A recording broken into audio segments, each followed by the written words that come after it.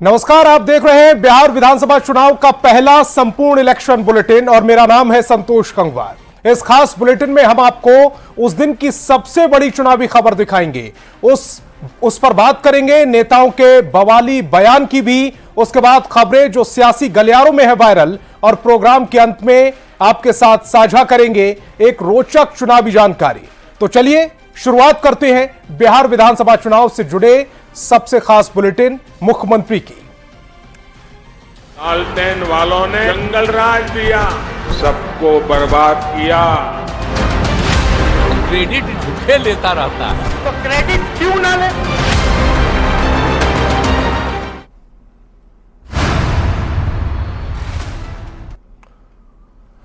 तो जेडीयू के मुस्लिम नेताओं ने पटना में प्रेस कॉन्फ्रेंस की और वक्फ बिल पर पार्टी के स्टैंड को क्लियर कर दिया। जेडीयू के मुस्लिम चेहरों ने एक साथ प्रेस कॉन्फ्रेंस कर सीएम नीतीश के प्रति अपनी निष्ठा जाहिर की। जेडीयू प्रवक्ता ने बताया कि जेडीयू ने जेपीसी को 5 सुझाव दिए थे और सभी सुझाव मान लेने के बाद ही पार्टी ने वक्फ संशोधन विधेयक का समर्थन किया।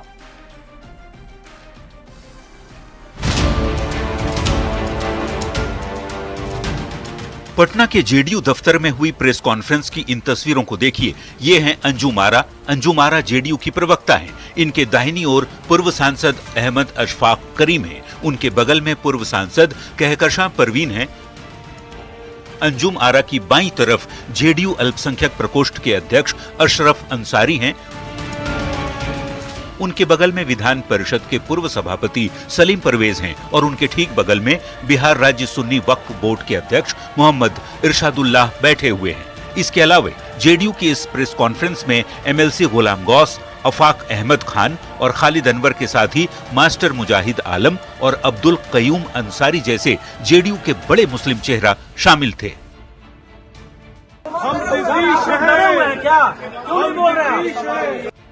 जेडीयू के मुस्लिम चेहरों ने प्रेस कॉन्फ्रेंस कर ये साफ कर दिया कि नीतीश मुस्लिमों के हितैषी हैं और ये उनके साथ हैं। किसी ने भी कोई इस्तीफा नहीं दिया। सब लोग माननीय मुख्यमंत्री श्री नीतीश कुमार जी के नेतृत्व में आस्था विश्वास व्यक्त कर रहे हैं और हम लोगों को उम्मीद है कि माननीय मुख्यमंत्री जी जो भी कार्य करते हैं इस समाज के हित के लिए किए हैं। उन्होंने बहुत सारा काम किया है। जेडीयू के मुस्लिम नेताओं ने बताया कि जेडीयू ने जेपीसी को 5 सुझाव दिए थे और सरकार के सभी सुझाव मान लेने के बाद ही जेडीयू ने वक्फ संशोधन विधेयक का समर्थन किया। 5 सुझाव हम लोगों ने दिया था जेपीसी के समक्ष और वो 5 सुझाव बिल में इनकॉर्पोरेट बिल में उसको लाया गया, तो हमारी पार्टी ने समर्थन दिया। प्रेस कॉन्फ्रेंस खत्म होने के बाद जेडीयू दफ्तर के बाहर भी इन मुस्लिम नेताओं ने साफ कहा कि वो नीतीश कुमार के साथ हैं। कोई नाराज नहीं है, सब लोग जनता दल यूनाइटेड के सिपाही, जनता दल यूनाइटेड के माननीय नीतीश कुमार जी के साथ हैं। मेरे नेता आदरणीय नीतीश कुमार जी हैं। नीतीश कुमार जी का जो भी सुझाव था वो उन्होंने दिया और मैं नीतीश कुमार के साथ खड़ा हूँ। आपको बता दें कि वक्फ संशोधन बिल पर जेडीयू ने सरकार को समर्थन दिया है। दोनों ही सदनों में जेडीयू के सांसदों ने बिल के पक्ष में वोट किया। बिल पास होने के बाद से ही जेडीयू के कुछ मुस्लिम नेताओं की नाराजगी की बात कही जा रही है। प्रेस कॉन्फ्रेंस की तस्वीरों ने अब सब कुछ साफ कर दिया। न्यूज़ 18 के लिए पटना से आनंद अमृतराज के साथ ब्यूरो रिपोर्ट।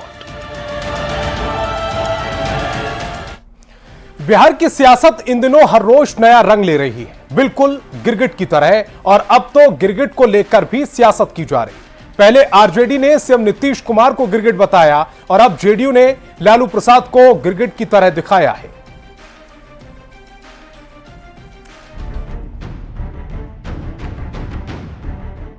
गिरगिट ऐसा प्राणी जो अपने आसपास के माहौल के हिसाब से रंग बदल लेता है। कुछ ऐसा ही अक्सर राजनीति में भी देखने को मिलता है। जब नेता सियासी माहौल के हिसाब से अपने बयान और गठबंधन बदल देते हैं। बिहार में भी अब गिरगिट वाली सियासत शुरू हो गई है। पहले आरजेडी ने पटना में राबड़ी आवास के बाहर एक पोस्टर लगाया जिस पर लिखा था, नीतीश कुमार गिरगिट से भी तेजी से रंग बदलते हैं। इस पोस्टर में नीतीश कुमार की 3 तस्वीर दिखाई गई, एक नमाज पढ़ते हुए, एक हाथ जोड़ते हुए और तीसरी तस्वीर में नीतीश कुमार आरएसएस की यूनिफॉर्म में नजर आए। आरजेडी ने आरोप लगाया कि नीतीश कुमार आरएसएस के रंग में रंग गए हैं। अब आरएसएस और बीजेपी के गले का हार बन गए आदरणीय नीतीश कुमार। अब जो संविधान और धर्मनिरपेक्षता की बात करते थे, अब उन्होंने इसको अपने हाथों से रौंद डाला। तो इसलिए अब तो आदरणीय नीतीश कुमार जी का पार्टी जेडीयू का नाम बीजेपी यू कर देना चाहिए। अब जेडीयू कोई पार्टी नहीं रही। आरजेडी के पोस्टर के जवाब में एनडीए ने भी पोस्टर से ही हमला किया। इस पोस्टर में लालू प्रसाद का चेहरा दिखाया गया है और सवाल पूछा गया है कि असली गिरगिट कौन। पोस्टर में वक्फ पर लालू प्रसाद के 2010 में दिए भाषण को लेकर भी सवाल पूछा गया है। यहाँ पे लिखा गया है कि असली गिरगिट कौन।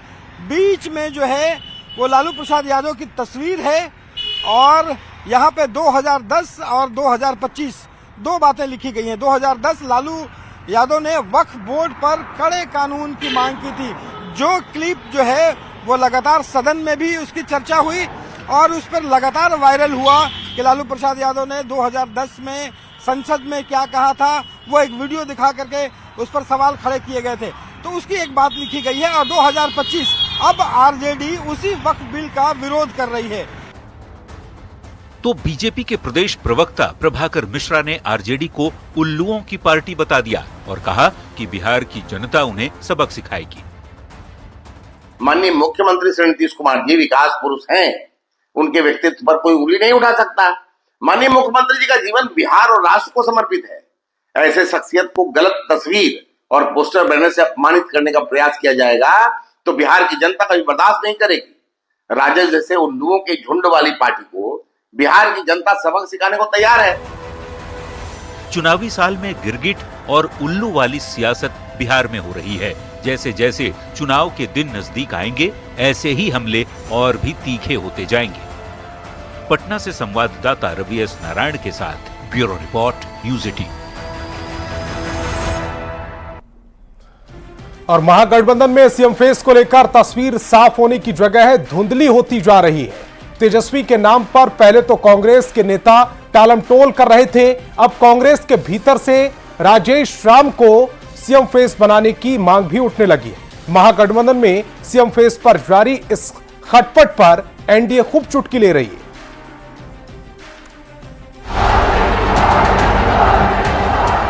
बिहार में इस बार विधानसभा का चुनाव कौन जीतेगा, कौन हारेगा, इसका फैसला जनता को करना है। पर चुनाव लड़ने के लिए नेतृत्व कौन करेगा, किसके चेहरे पर जनता से वोट मांगे जाएंगे, इसे लेकर महागठबंधन में माथापच्ची जारी है। बिहार कांग्रेस प्रभारी कृष्णा अल्लावरू ने एक बार फिर सीएम फेस के सवाल को टाल दिया है। बिहार का सीएम कौन होगा वो बिहार की जनता तय करेगी। ना मेरे में वो हैसियत है, ना किसी और में कि वो किसी को बिहार का मुख्यमंत्री बना पाए। धन्यवाद। कांग्रेस अब तक तेजस्वी के नाम को बस टालती रही थी, पर अब कांग्रेस के अंदर से एक नए नाम की पेशकश भी कर दी गई है।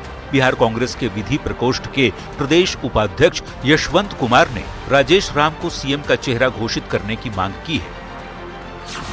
कि एक साफ सुथरा, ईमानदार, पढ़े लिखे व्यक्ति राजेश राम जी को मुख्यमंत्री के रूप में प्रोजेक्ट कर चुनाव लड़ें। हालांकि कांग्रेस प्रदेश अध्यक्ष राजेश राम से जब इस बारे में सवाल पूछा गया तो उन्होंने कहा कि इस पर राहुल और सोनिया गांधी का ही अंतिम फैसला होगा। ये हमारे नेतृत्वकर्ता यहाँ राहुल जी हैं, उनके नेता हैं, दूसरे जो अलायंस पार्टनर हैं उनके नेता हैं। ये लोग तो वो तय करते हैं ना, हम लोग तो जमीन पर काम करने वाले। इधर आरजेडी बार बार ये दावा कर रही है कि सीएम फेस पर तो बात पहले से ही बन चुकी है। चुनाव तेजस्वी के चेहरे पर लड़ा जाएगा और इसमें कहीं कोई कंफ्यूजन नहीं है। गठबंधन पूरी मजबूती के साथ, पूरे संकल्पों के साथ सभी एक मत होकर के चुनाव मैदान में जाएंगे और बिहार की जनता, बिहार के लोगों का जिस तरह समर्थन और विश्वास तेजस्वी जी के नेतृत्व के प्रति है, यह स्पष्ट रूप से परिवर्तनकारी राजनीति को कहीं ना कहीं मजबूती प्रदान कर रहा है। महागठबंधन में चेहरे को लेकर चल रही इस चिकचिक पर एनडीए के नेताओं को मजे लेने का मौका मिल गया है। वैसे तो ये बिहार में कतई संभव नहीं है कि महागठबंधन की सरकार बने, लेकिन तेजस्वी यादव जी को महागठबंधन के अंदर मुख्यमंत्री पद का चेहरा बनने में इतनी मशक्कत करनी पड़ रही है।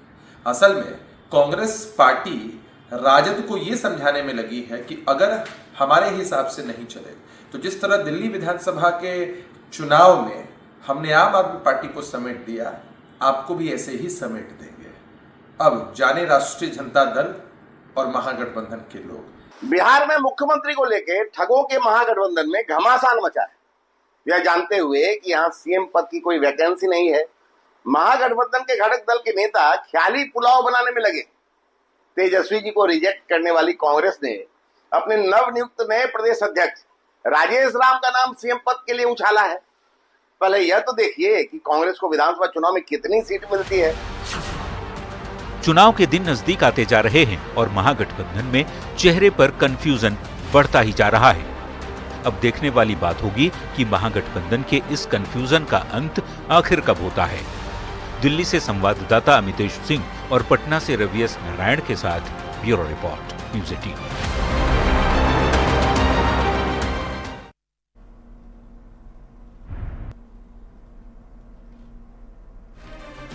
और अब बात करेंगे बवाली बयान की। नेता प्रतिपक्ष तेजस्वी यादव ने प्रेस कॉन्फ्रेंस कर कहा कि बीजेपी जैसे तैसे नीतीश कुमार को चुनाव तक साथ रखे हुए है, उसके बाद वो उनका क्या हाल करेगी ये जनता जानती है। तेजस्वी यादव के इस बयान पर बवाल मच गया है।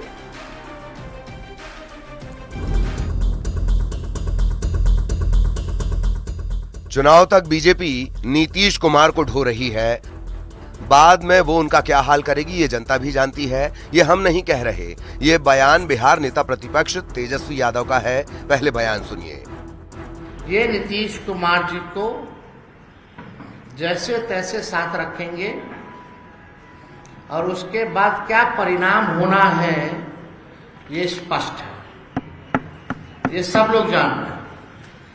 भाजपा के लोग नीतीश कुमार जी को जैसे तैसे केवल चुनाव तक साथ रखेंगे, उसके बाद पूरी बिहार की जनता जानती है कि उनके साथ भाजपा के लोग जो है क्या करेंगे। तेजस्वी यादव का बयान आते ही बवाल मच गया। बीजेपी ने पलटवार करते हुए कहा कि तेजस्वी यादव पहले अपनी चिंता करें, वो बिहार के सीएम बनने का सपना देख रहे हैं और कांग्रेस उन्हें गठबंधन का नेता मानने के लिए भी तैयार नहीं। तेजस्वी यादव जी को अपनी चिंता करनी चाहिए कि उनका गठबंधन चुनाव तक भी बिहार में टिकने वाला है या नहीं, क्योंकि कांग्रेस तो उनको नेता मानने को तैयार नहीं हो रही है और ये अलग अलाप रहे हैं, सपना पाल के बैठे हैं कि बिहार के मुख्यमंत्री बनेंगे। वहीं जेडीयू ने कहा कि एनडीए के नेता नीतीश कुमार हैं, इस पर किसी को कोई कंफ्यूजन नहीं है। तभी तो हर रैली और जनसभा में एनडीए का नारा होता है 2025 से 30 फिर से नीतीश। बिहार के मुख्यमंत्री आदरणीय नीतीश कुमार जी हैं और आगे भी चुनाव के बाद मुख्यमंत्री नीतीश कुमार जी ही होंगे। पूरे बिहार में एनडीए का सम्मेलन चल रहा है और उस सम्मेलन में एक ही नारा दिया जाता है, 25 से 30 फिर से नीतीश। तो कांग्रेस ने अपने सहयोगी दल की हाँ में हाँ मिलाते हुए कहा कि तेजस्वी बिल्कुल सही कह रहे हैं। तेजस्वी जी जो बोल रहे हैं बिल्कुल सही बात बोल रहे हैं। कई बार मैंने भी कई प्लेटफॉर्म से ये बोला है कि भारतीय जनता पार्टी एक भस्मासुर पार्टी है। बिहार में एक कहावत है, सटला तक गेला, पूरा उनपे बीजेपी पे चरितार्थ होता है। सीएम नीतीश को लेकर तेजस्वी यादव के बयान से बिहार की सियासत सुलग गई है। एनडीए और महागठबंधन के नेता एक दूसरे को आईना दिखाने में लगे हुए हैं। पटना से संवाददाता शैलेंद्र के साथ ब्यूरो रिपोर्ट, न्यूज़ 18।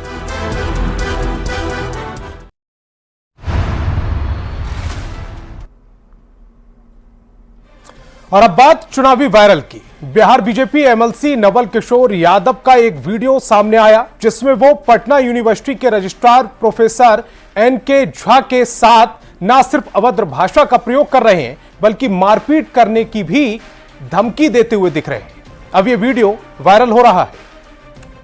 तुमको नहीं करना है, ऐसा बात हो रही है, बैठो तुम।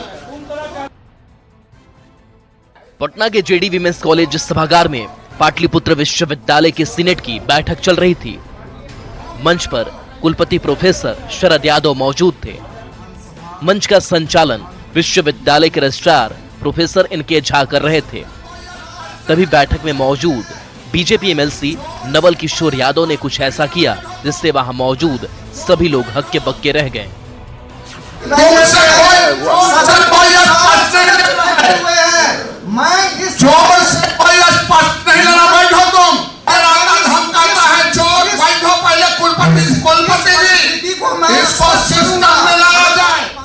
बीजेपी एमएलसी ने प्रोफेसर इनके झा के लिए न सिर्फ अभद्र भाषा का प्रयोग किया बल्कि सबके सामने मारपीट करने तक की धमकी दे डाली।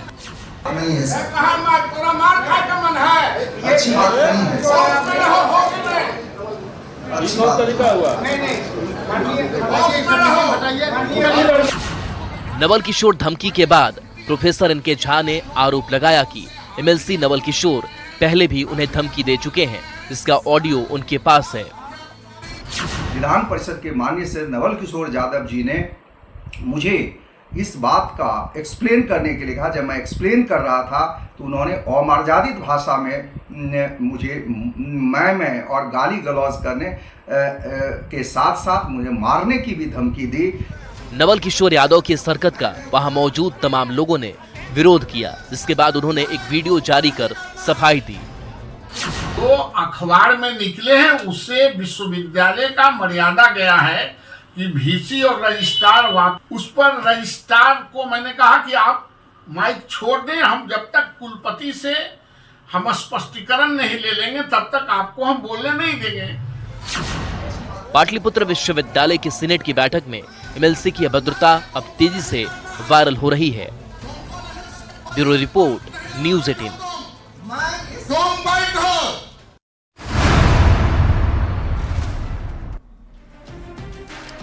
और अब बारी है एक रोचक चुनावी जानकारी की। आजकल महिलाओं की भागीदारी को लेकर हर तरफ चर्चा हो रही है, चाहे नौकरी, रोजगार हो या फिर राजनीति। पर क्या आप जानते हैं कि बिहार विधानसभा चुनाव का एक चुनाव ऐसा भी हुआ जिसमें एक भी महिला उम्मीदवार नहीं जीती थी। यह 1972 के विधानसभा चुनाव की बात है, जिनमें 318 सीटों पर 45 महिला उम्मीदवार मैदान में उतरी थी।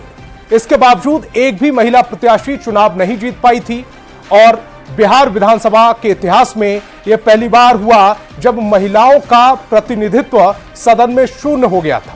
आजादी के बाद पहले विधानसभा चुनाव 1952 से लेकर 1957, 1962, 1967 और 1969 के चुनाव में महिलाएं विधानसभा पहुंचती रहीं, लेकिन 1972 में एक भी महिला प्रत्याशी चुनाव नहीं जीत पाई थी। चलिए अब तेज रफ्तार में देख लेते हैं चुनाव से जुड़ी 25 खबरें, यानी कि चुनाव 25।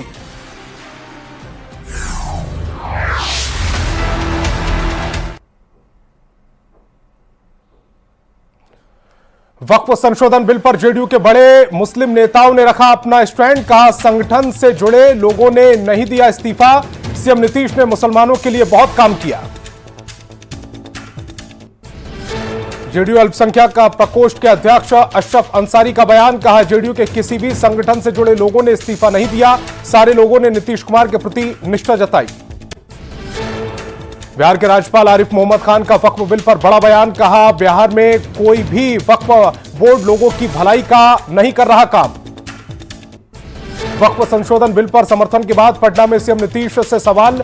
मुख्यमंत्री ने मुस्कुराकर हाथ जोड़कर किया सभी का अभिवादन।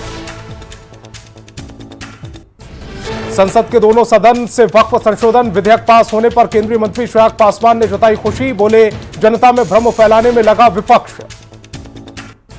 वक्फ बिल को लेकर सुप्रीम कोर्ट जाने की तैयारी में आरजेडी। तेजस्वी ने कहा, मुसलमानों के साथ बीजेपी कर रही अन्याय। वक्फ संशोधन बिल पर नहीं थम रही सियासत। तेजस्वी यादव बोले, मुसलमानों के लिए बीजेपी कर रही अन्याय। जेडीयू के प्रेस कॉन्फ्रेंस पर भी बरसे। वक्फ संशोधन बिल को लेकर नेता प्रतिपक्ष तेजस्वी यादव का बड़ा बयान। बोले, हमारी सरकार बनी तो बिहार में नहीं लागू होने देंगे वक्फ संशोधन बिल। वक्फ संशोधन विधेयक को लेकर आरजेडी सांसद मनोज झा का बयान। कहा, मुसलमानों को खत्म करने में जुटी केंद्र सरकार।